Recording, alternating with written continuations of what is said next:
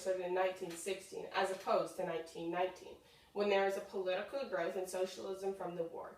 Eugene Debs, the Socialist Party leader, had run for president numerous times, and in 1913 actually had over 1 million votes. Oh yes, so is that why you passed the Espionage Law back in 1917, or the Sedition Act back in 1918, to limit the people of America's freedom even more? How was it limited? It was passed to stop those who had been anti-war. Are you kidding? You used your political power to put anyone who posted or published anti-war things in jail. Is that such a bad thing? Originally, 60 to 70% of Americans had been against war until the federal government had made propaganda videos to show the great prospect it could have. It's not like you, the Canadian government, didn't use propaganda either.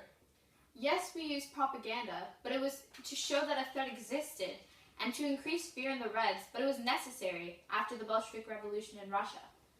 Vladimir Lenin had led a communist and worker revolution that had disrupted peace among capitalists and people of power. We had every right to view European immigrants as suspects of radicalism. We just didn't put every immigrant in jail or view him or her as true Canadians. On behalf of America, I can confirm that those who were opposed to war had been viewed as un-American. It publicized leftists and anarchists poorly. That's why the Sedition Act was passed. It was to extend on the Espionage Law in 1917 to limit freedom of speech and to censor anything that gave positive publicity to such unethical beings. But the American government had abused it.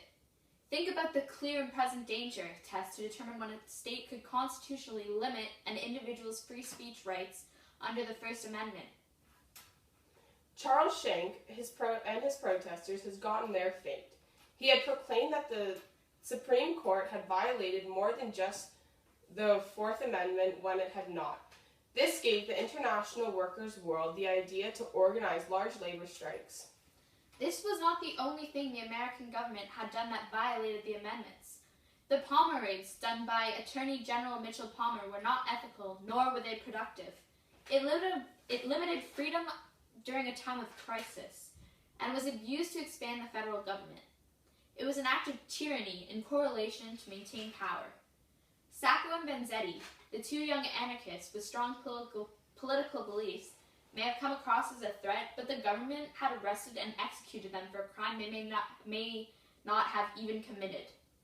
There was no substantial evidence against them, and the documentarians at their funerals had been demanded to destroy any trace of them.